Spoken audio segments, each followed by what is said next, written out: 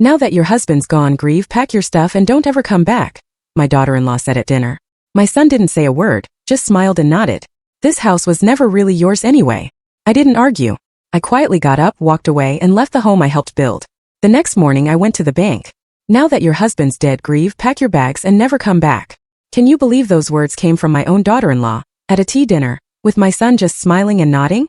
It felt like a punch to the gut. A betrayal so deep it stole my breath. They told me the house was never really mine anyway. I moved out without a word the next day, but the dining room, where we'd had that awful dinner, felt different without Noel's presence. The mahogany table, which had hosted countless family meals, now seemed too large, too empty. Even with the three of us sitting there, I kept glancing at his empty chair, half expecting to see him with his gentle smile. It had been exactly 1 week since we buried my husband of 32 years. 1 week since I'd stood at his graveside, feeling like half of my soul had been ripped away. The grief still sat heavy in my chest, making every breath feel labored. Pass the potatoes, Myrtle, Romy said, her voice sharp enough to cut glass. My daughter-in-law had never been warm with me, but that night there was something colder, something truly chilling. My hand still trembled slightly as I reached for the serving bowl. The funeral had drained me more than I'd expected. At 71, I thought I'd prepared myself for this day, but nothing could have prepared me for the hollow ache that followed me everywhere. My 43-year-old son, Wade, sat between us like a referee who'd already chosen sides. He'd barely looked at me all evening, his attention focused entirely on Romy, his wife of 15 years. The son who used to crawl into my lap when he had nightmares couldn't even meet my eyes. The service was beautiful, wasn't it? I offered, trying to fill the suffocating silence. Your father would have loved seeing so many people there. Romy set down her fork with deliberate precision. Yes. Well, that's actually what we need to discuss with you, Myrtle. Something in her tone made my stomach clench. I looked between her and Wade, searching for any sign of the warmth that should exist between family members who just shared a loss. Instead, I found cold calculation in Romy's eyes and uncomfortable avoidance in my son's. What do you mean? I asked, though a part of me already dreaded the answer. Romy straightened in her chair, assuming the posture she used when delivering ultimatums. I'd seen it before, usually when she was explaining why Wade couldn't visit me as often, or why family traditions needed to change to accommodate her preferences. Wade and I have been talking, she began, her voice taking on that false sweetness she used when she wanted something. Now that Noel is gone, this house is going to be too much for you to handle alone. I blinked confused. Too much? I've been managing this house for over 30 years. I know every creaky floorboard and temperamental faucet. Yes, that's exactly the problem, Romy continued, her mask of pleasantness slipping slightly. You're not getting any younger, and maintaining a house this size is expensive. Wade and I think it would be best if you moved somewhere more suitable. The words hit me like a physical blow. Moved. This is my home, I said, my voice rising slightly. Noel and I built our life here. Wade grew up here. Wade finally spoke, his voice barely above a mumble. Mom, Romy's right. The upkeep alone is going to be overwhelming for you. I'm not helpless, Wade, I said, hearing my voice crack slightly. And this house? Your father and I saved for years to buy this place.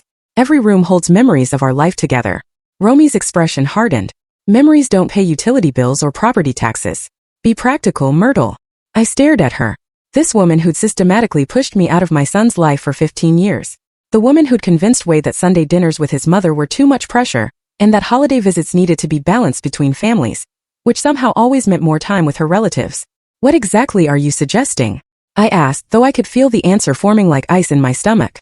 We think you should look into one of those nice senior communities, Romy said, her tone suggesting she was doing me a tremendous favor. Somewhere with activities and people your own age. It would be so much better for you than rattling around in this big empty house. I turned to Wade, desperately hoping to see some sign that he disagreed with this plan. Wade, you really think I should sell the house where you grew up? Where your father and I? It makes sense, Mom, he interrupted, still not meeting my eyes. And honestly, Romy and I could use the space. We've been talking about expanding our family, and this house has so much potential. The meaning behind his words crashed over me like a cold wave. They didn't just want me gone. They wanted my house. The home Noel and I had lovingly restored room by room over 3 decades. Now that the sorrow died, live your grief. Pack your bags and never come back. Romy's voice suddenly lost all pretense of civility. The house was never really yours anyway. The Spanish word for father-in-law rolled off her tongue with casual cruelty, as if she was discussing disposing of old furniture instead of throwing out her husband's mother. Wade looked up then, and for a moment I saw something flicker in his eyes. Uncertainty, maybe even guilt. But then he smiled and nodded. She's right, Mom. This house was Dad's and now it's mine. You were just living here. I felt my world tilt on its axis. Just living here? As if 32 years of marriage, of building a life and raising a family, amounted to nothing more than extended house-sitting. I see, I said quietly, my voice steadier than I felt. Inside, something was breaking apart. Not just my heart, but my understanding of who my son was, who my family was. I stood up slowly, my legs unsteady. I'll need some time, though. 2 weeks, Romy cut me off. That should be plenty of time to find somewhere suitable and arrange for movers. 2 weeks. Not 2 months. Not even a reasonable timeline to grieve and plan. 2 weeks to dismantle a lifetime. Wade finally looked directly at me. And what I saw there was worse than anger or hatred. It was indifference.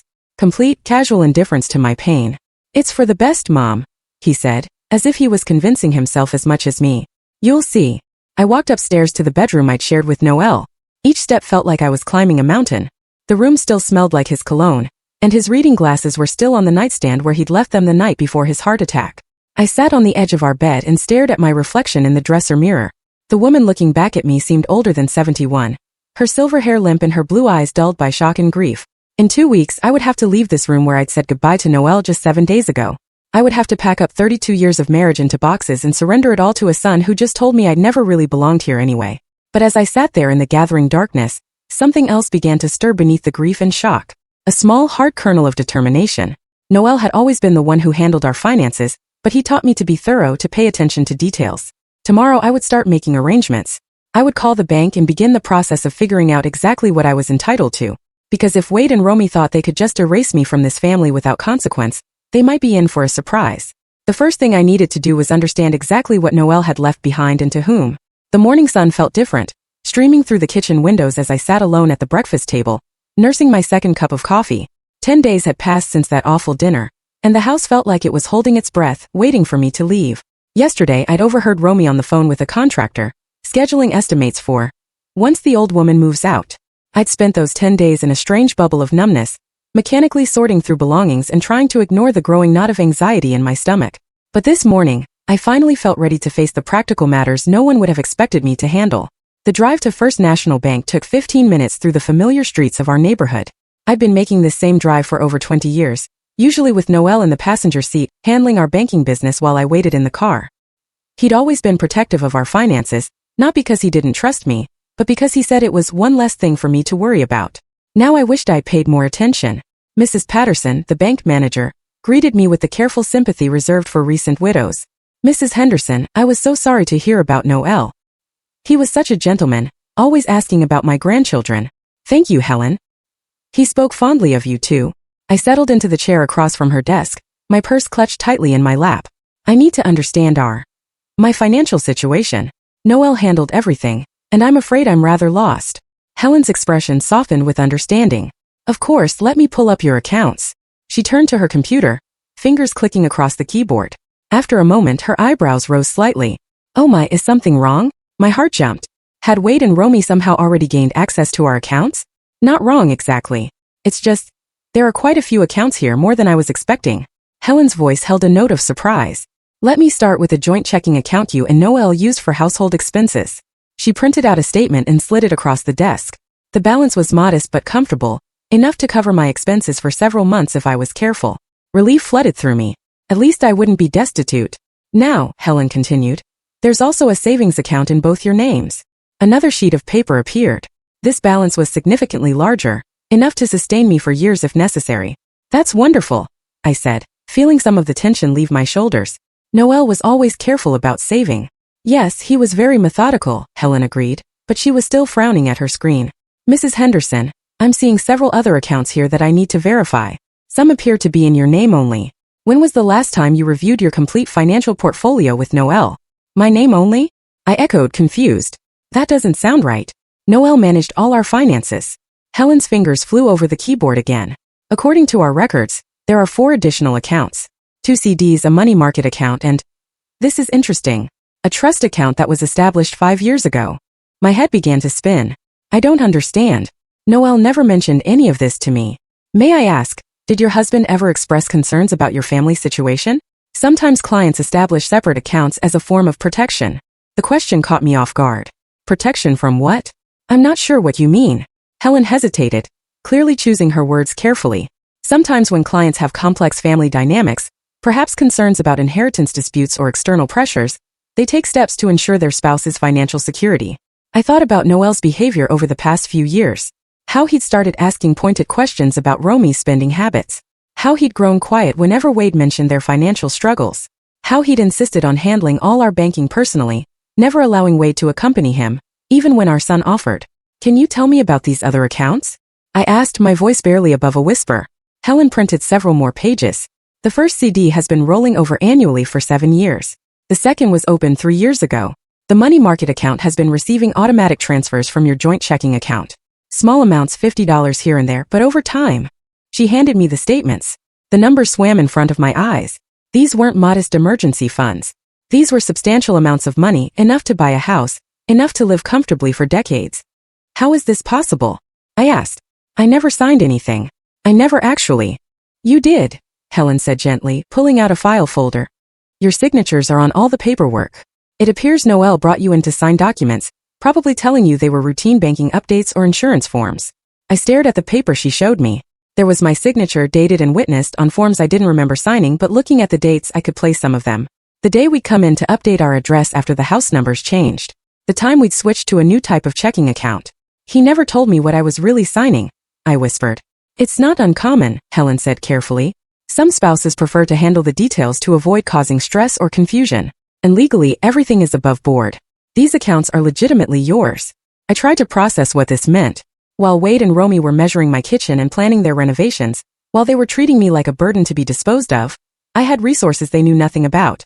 There's one more thing, Helen said, her voice even more cautious now.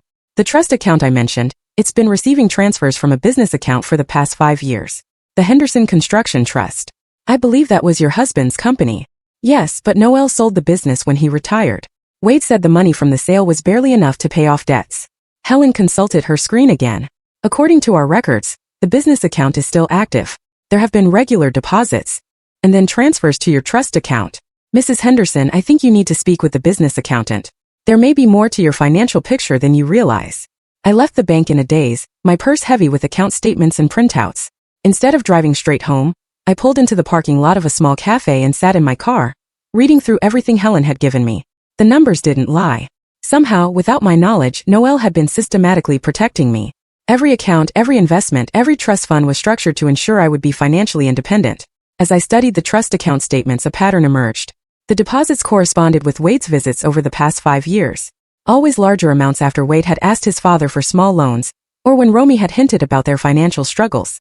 Noel had been giving our son money, but he'd been protecting an equal or greater amount for me. As if he'd known that someday I might need to stand on my own. My phone buzzed with a text from Wade. Mom, Romy found a realtor to list the house. We can start showing it next week. Hope you're making progress on finding a place. I stared at the message for a long moment, then looked again at the bank statements in my lap. Wade and Romy were so confident, so certain they held all the cards. They had no idea that their careful plans were built on a foundation they didn't understand. Tomorrow I would call the business accountant. I would find out exactly what else Noel had left behind. And then I would decide what to do with the knowledge that my husband had loved me enough to ensure I'd never be at anyone's mercy.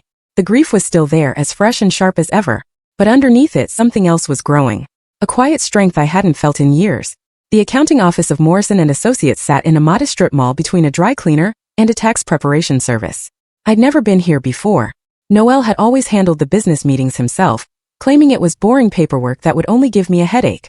Now I understood he'd been protecting me from more than just tedium. Margaret Morrison looked to be about my age, with steel gray hair pulled back in a practical bun and kind eyes behind wire-rimmed glasses.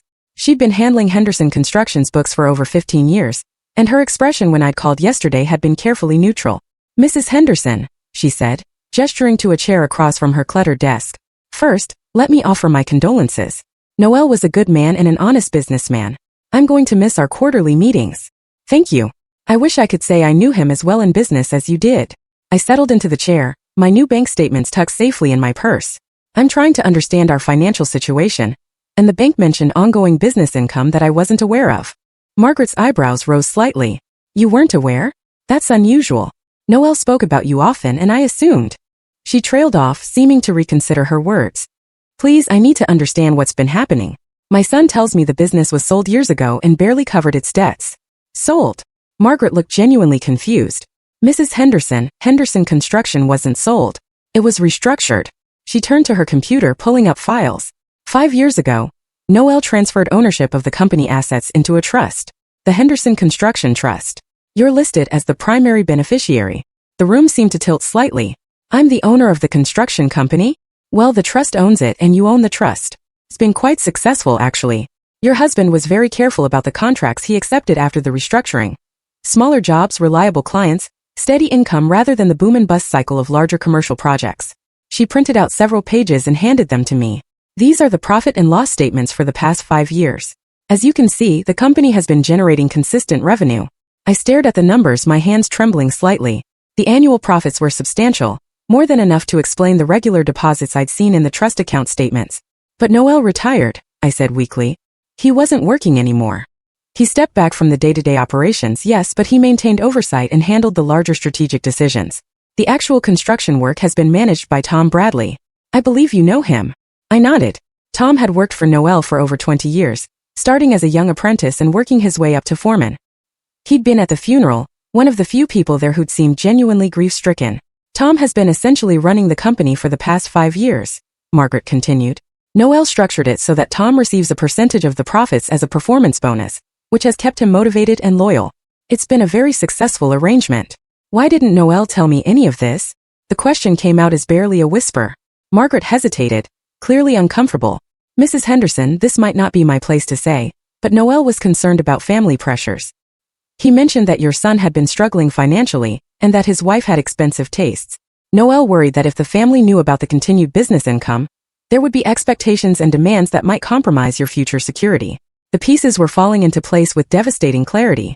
Every time Wade had asked his father for a loan, every time Romy had made comments about how comfortable we seemed, Noel had been calculating how to help our son without sacrificing my future independence.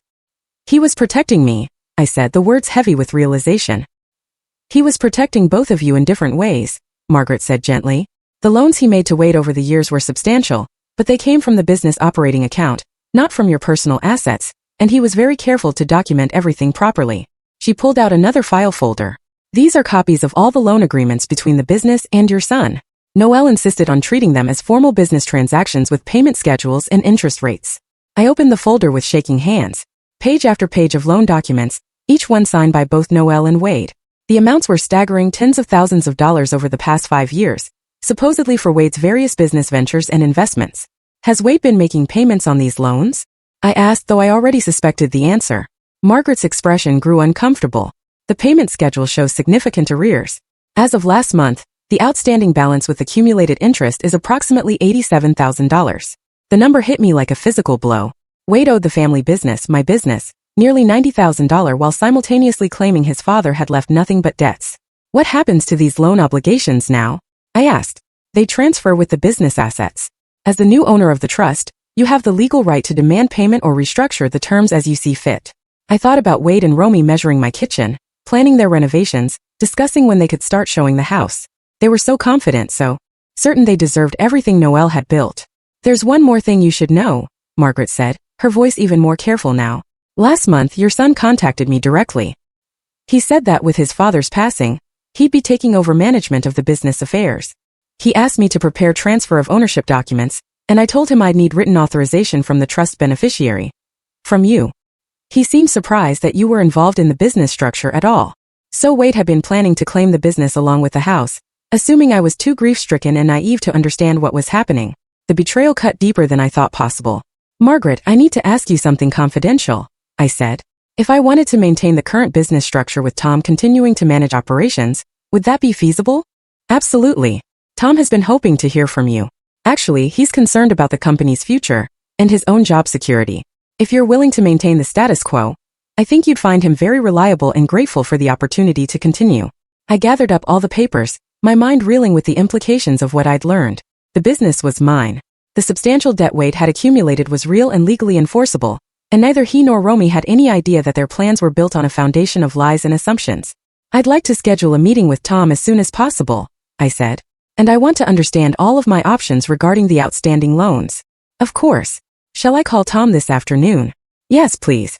And Margaret, I'd appreciate it if this conversation remained confidential for now.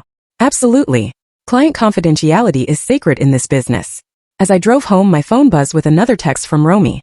Myrtle, the realtor wants to schedule a photographer for tomorrow. Make sure the house is clean and decluttered. First impressions matter for potential buyers. I stared at the message for a long moment before tucking my phone away without responding. Let them plan their photography session.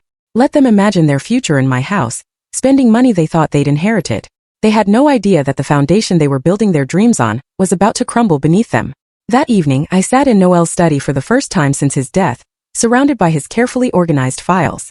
Now I understood why he'd been so meticulous about record-keeping, why he'd insisted on proper documentation for every transaction. He'd been building a fortress around me, brick by brick, transaction by transaction. And tomorrow I would start learning how strong those walls really were. Tom Bradley's weathered hands wrapped around his coffee mug as we sat in my kitchen the next morning. At 55, he still had the broad shoulders and calloused palms of a man who'd spent his life building things, but his eyes held a weariness I'd never seen before. "Mrs. Henderson, I got to be honest with you," he said, his voice rough with emotion. "I've been worried sick since Mr. Noel passed. Wade came by the job site last week talking about evaluating assets and streamlining operations. It didn't sound good for folks like me." I poured myself another cup of coffee, using the familiar routine to steady my nerves. "Tom, what exactly did my son tell you?" "He said the family was going through some financial difficulties, that tough decisions would need to be made about the business. He wanted me to give him a complete list of all our current contracts, equipment, and cash flow projections." Tom's jaw tightened. He also asked about the keys to the equipment yard and the office. "And what did you tell him?"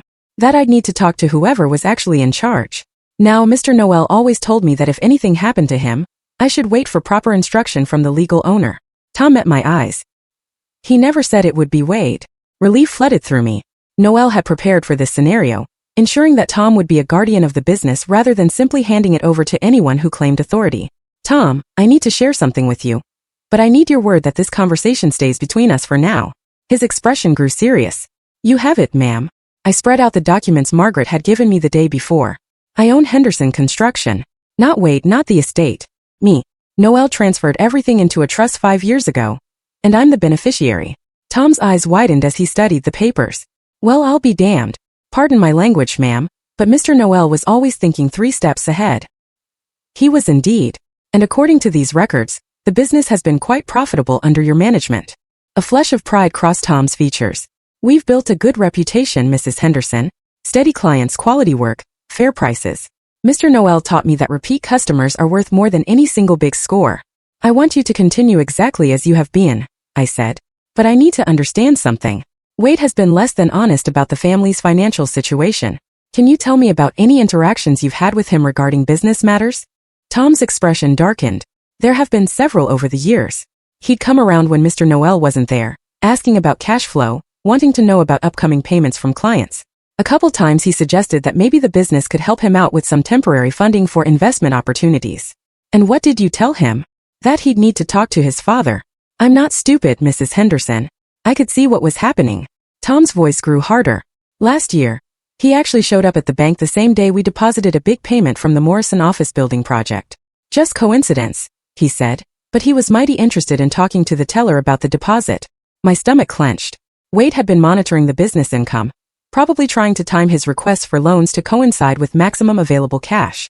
"Tom, I want to ask you something, and I need complete honesty.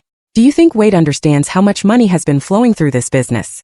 Tom was quiet for a long moment, considering. "I think he knows it's more than your family let on, but I don't think he knows the full extent. Mr. Noel was very careful about keeping business and personal finances separate, at least on paper." "What do you mean?" "Well, your husband was smart about it. When Wade would ask for help, Mr. Noel would tell him the business was struggling, that margins were tight, but then he'd find a way to help anyway, usually as a loan from the business account rather than from his personal funds." Tom pulled out his own small notebook worn from years of use. "I keep track of everything, Mrs. Henderson. It's a habit Mr. Noel taught me. According to my records, Wade has received payments totaling about $93,000 over the past 5 years. The number was even higher than what Margaret had shown me. Payments, not loans. That's what I mean about Mr. Noel being smart. He'd structure them as loans on paper with payment schedules and everything, but he never actually enforced the payment terms. Wade would miss a payment, and Mr. Noel would just let it slide. So Wade thinks he owes nothing." "Wade acts like he owes nothing," Tom corrected. "Whether he really believes it or just pretends to believe it, I can't say." As if summoned by our conversation, I heard a car door slam in the driveway. Through the kitchen window, I could see Wade's Honda Pilot parked behind Tom's work truck. "That's my son," I said quietly. "I don't want him to know we've been talking about business matters." Tom nodded and quickly gathered up the papers I'd shown him.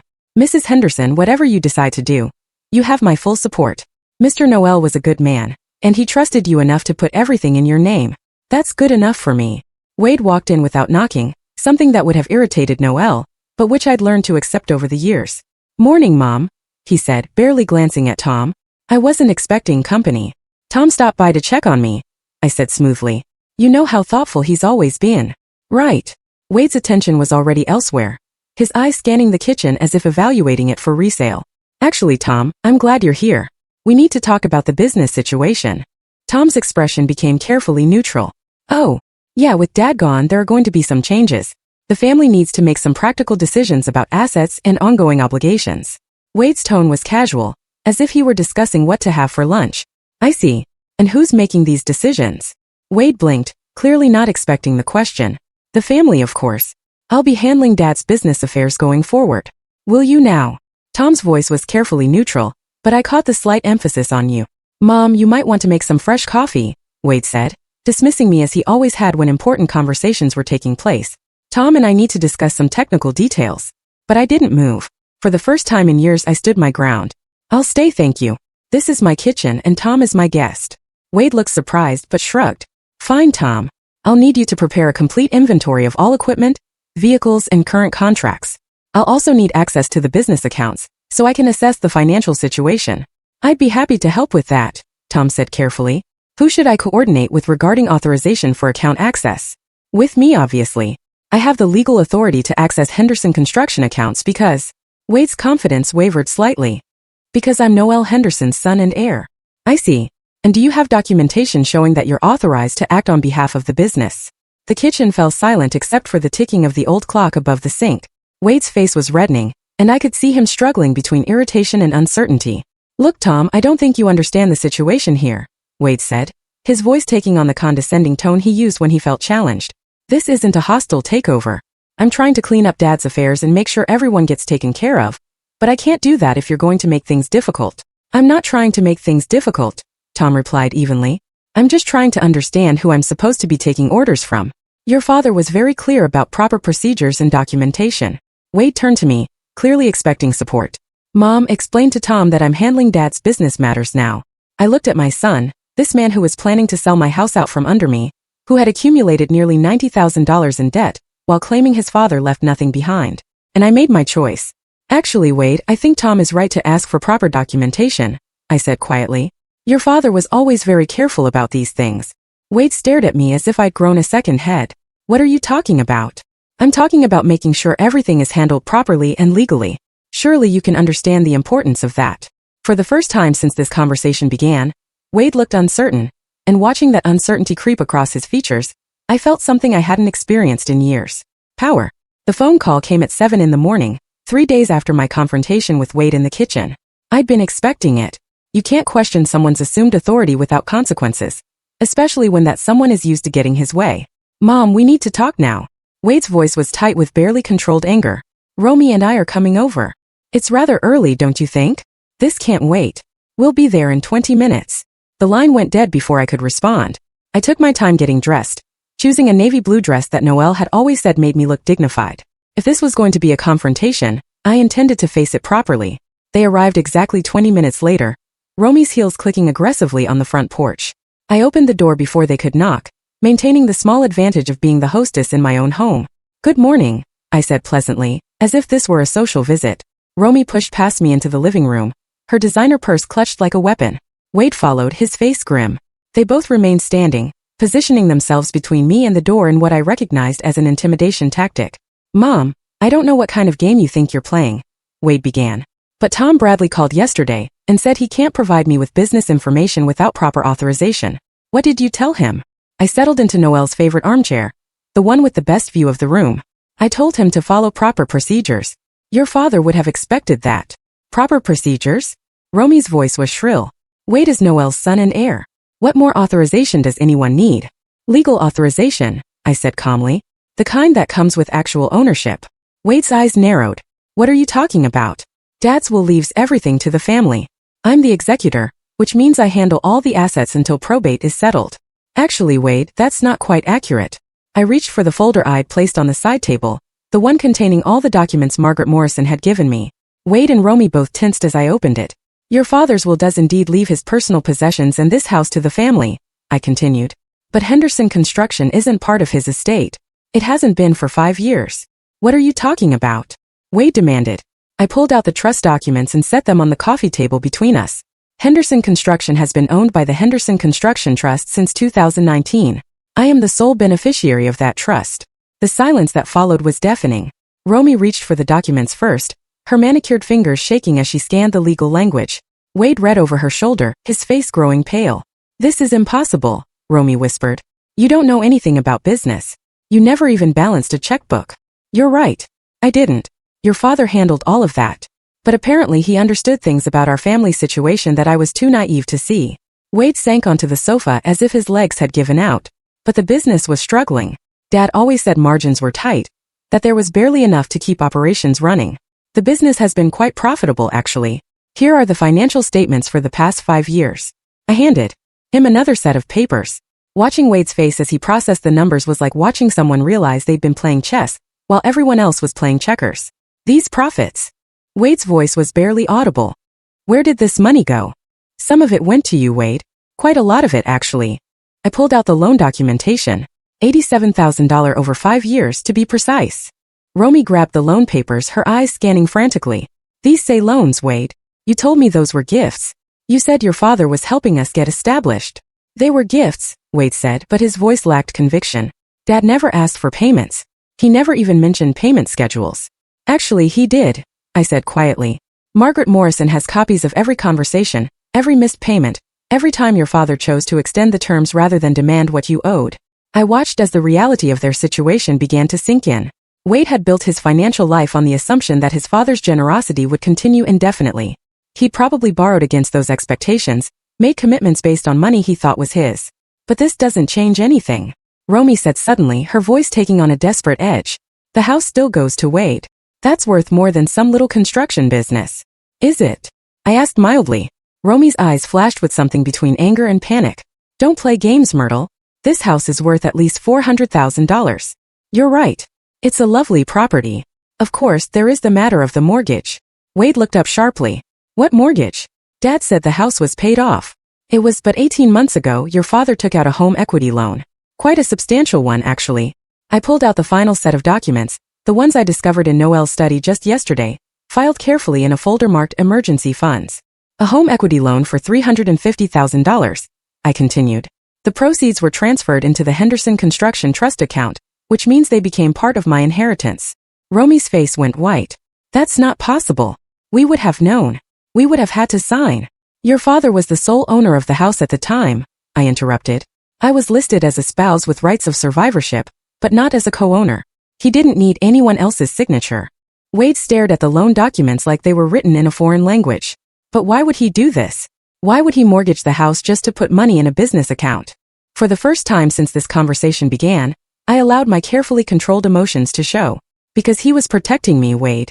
He was making sure that no matter what happened, I would have financial security. Protecting you from what? Wade's voice was hoarse. From this, I said, gesturing to the scene in front of me. From being thrown out of my own home by family members who saw me as a burden instead of a person. From being left with nothing, while everyone else claimed what they thought they deserved. Romy's composure finally cracked completely. You manipulated him. You convinced a dying man to change everything. Your father wasn't dying when he set up these trusts, Romy. He was planning. And the fact that he felt the need to plan for this scenario should tell you something about how he viewed our family dynamics. Wade's hands were shaking as he set down the papers. Mom, surely we can work something out. You don't really want to run a construction business. And the house. This house is our family home. It should stay in the family. It is staying in the family, Wade. It's staying with me. But the mortgage payments, Romy said desperately. How will you afford the mortgage payments? The same way your father intended, with income from Henderson Construction. Tom Bradley assures me the business is quite stable. And Margaret Morrison says the cash flow will easily cover the loan payments with plenty left over for my living expenses. I stood up, smoothing my dress. Now, I believe you mentioned something about moving out. I think that's still an excellent idea. Not for me, of course, but I'm sure you'll find somewhere lovely to start fresh. Wade looked at me as if seeing me for the first time. Mom, you can't be serious. After everything Dad did for you, everything our family means. Your father did do everything for me. I interrupted. He loved me enough to make sure I'd never be at anyone's mercy, including my own son's. And now I understand just how much I needed that protection. Romy was already at the door, her face twisted with rage and disbelief. This isn't over, Myrtle. We'll fight this. We'll contest everything. You're welcome to try, I said calmly. But you should know that everything your father did was completely legal and properly documented. Margaret Morrison is very thorough, and she's already provided copies of all relevant documents to my attorney. Wade paused at the door, his expression a mixture of confusion and hurt. I don't understand, Mom. Why are you doing this to us? I'm not doing anything to you, Wade. I'm simply refusing to let you do it to me. After they left, I sat alone in the sudden quiet of my house, and felt something I hadn't experienced in decades. For the first time since I was a young woman, I was completely financially independent. I owed nothing to anyone, and no one could take away what I had. Noel had given me more than money. He'd given me freedom. 6 months later, I stood on the deck of my new oceanfront cottage, watching the morning sun paint golden streaks across the Pacific. The sound of waves against the rocks below had become my daily symphony, replacing the familiar creaks and settling sounds of the old house. The cottage in Mendocino was smaller than the family home, but it was entirely mine. Every piece of furniture, every decorative choice, every room reflected my taste rather than compromises made over 32 years of marriage. I discovered to my surprise that I had excellent taste when nobody else was offering opinions. Henderson Construction continued to thrive under Tom Bradley's management. He called every Friday afternoon to update me on current projects and upcoming contracts, and quarterly profits were deposited directly into my account. I kept my promise to maintain the business exactly as Noel had structured it, and everyone involved seemed happier for the stability. The cottage had been an unexpected discovery. While researching properties in coastal California, I'd learned that Noel had purchased it 3 years ago through the construction trust. Margaret Morrison had found the deed while organizing business assets, along with a note in Noel's handwriting. For Myrtle's retirement, when she's ready for ocean air and no schedule but her own. Even in death, my husband was still taking care of me. This morning was special, though. My lawyer was coming by to finalize the last piece of business from my old life. Wade and Romy had indeed tried to contest the trust arrangements, hiring an expensive attorney who specialized in elder law and financial exploitation cases. It hadn't gone well for them. The investigation had revealed that not only were all of Noel's financial arrangements completely legal and properly executed, but Wade's debt to the business was actually larger than anyone had initially calculated. Interest and penalties brought the total to just over $96,000. The doorbell rang at exactly 10 o'clock. James Patterson, no relation to Helen from the bank, was a precise man who believed punctuality reflected character. He'd been representing me since this whole mess began, and his calm competence had been invaluable during the more stressful moments. "Good morning, Myrtle," he said, settling into the comfortable chair by the window that had become his usual spot during our meetings. "I have the final settlement agreement for your review." I poured coffee from the French press I'd learned to use, another small freedom in my new life, and sat across from him. How did they take the final terms? James's expression suggested controlled amusement. About as well as you'd expect. After 6 months of legal wrangling, Wade and Romy had agreed to terms that acknowledged the full debt and established a payment plan that would take them 8 years to complete, assuming they never missed a payment. They tried once more to negotiate a family forgiveness clause, James continued. Wade actually broke down in the final meeting, claiming that you were destroying your relationship with your only son over money. And what did you tell them? I reminded them that I was representing your financial interests, not your family relationships. Though I may have mentioned that most mothers don't have to sue their children to collect legitimate debts. The settlement also included a provision that particularly satisfied me. If Wade and Romy defaulted on payments, the business could legally garnish Wade's wages and place liens on any property they purchased. It was a safety net that would ensure I received what was owed, regardless of their future financial decisions. "There's one more thing," James said, pulling out a separate envelope. "This arrived for you yesterday." The envelope was addressed in Wade's familiar handwriting. Inside was a brief note on plain paper. "Mom, I know you probably won't forgive me for fighting you on this, but I wanted you to know that I finally understand what Dad was doing. It took losing almost everything for me to see how much I'd taken for granted. Romy and I are getting marriage counseling, and I'm working 2 jobs to meet the payment schedule. I'm hoping that someday you might be willing to talk to me again. I'm sorry for everything, Wade." I folded the letter carefully and set it aside. The apology was genuine, I could tell, but it was also 6 months too late and motivated by consequences rather than conscience. "Any response you'd like me to convey?" James asked. "No. If Wade wants to rebuild a relationship with me, he can do it the same way he'll pay off his debt. Gradually, consistently, and over time." After James left, I took my coffee out to the deck and read Wade's letter again. The grief was still there, not just for Noel, but for the son I thought I'd raised, and the family relationships I believed were real. But underneath this sadness was something stronger. A deep satisfaction that I'd stood up for myself when it mattered most. My phone rang, interrupting my thoughts. The caller ID showed a number I didn't recognize, but something about it seemed familiar. Hello, Mrs. Henderson. This is Linda Morrison, Margaret's daughter. I hope you don't mind me calling. I did remember Linda, a nurse who worked at the regional hospital. Margaret had mentioned her occasionally during our meetings. Of course not, dear. How can I help you? Well, it's actually how you might help us. Mom told me about your situation, about how you had to rebuild your life after family difficulties. I'm starting a support group for women who've had to deal with financial manipulation by family members, and I wondered if you might be willing to share your experience. The request caught me off guard. I'm not sure I'd know what to say. You'd be surprised how many women find themselves in similar situations. Adult children who feel entitled to their parents' assets. Spouses who hide financial information. Family members who mistake kindness for weakness.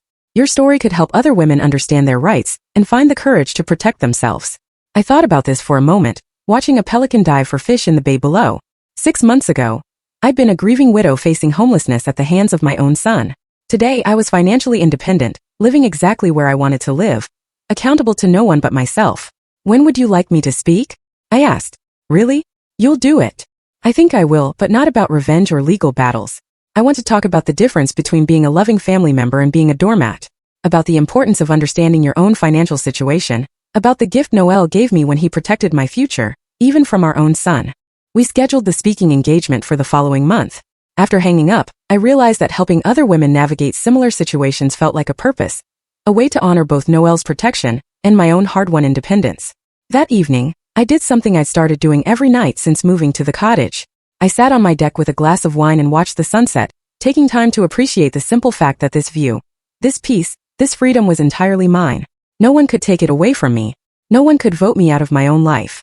No one could decide I was disposable. The cottage was quiet except for the ocean's rhythm and the distant call of seabirds settling in for the night. Tomorrow I would tend to my garden, maybe drive into town for lunch at the little bistro where the owner always saved me the table by the window. Simple pleasures that belonged entirely to me. As the last light faded from the sky, I raised my glass in a silent toast to Noel, wherever he was. He'd loved me enough to ensure I'd never be helpless, never be dependent on the mercy of people who saw me as expendable. And he'd loved me enough to make sure that when the test came, I'd have everything I needed to pass it. The ocean continued its eternal conversation with the shore, and I sat in my own home on my own deck living my own life, finally understanding what freedom really meant. It meant never again having to beg for a place at a table that should have been mine by right. It meant peace. Now, I'm curious about you who listened to my story. What would you do if you were in my place? Have you ever been through something similar? Comment below. Thank you for watching until here. Please subscribe to my YouTube channel for more videos.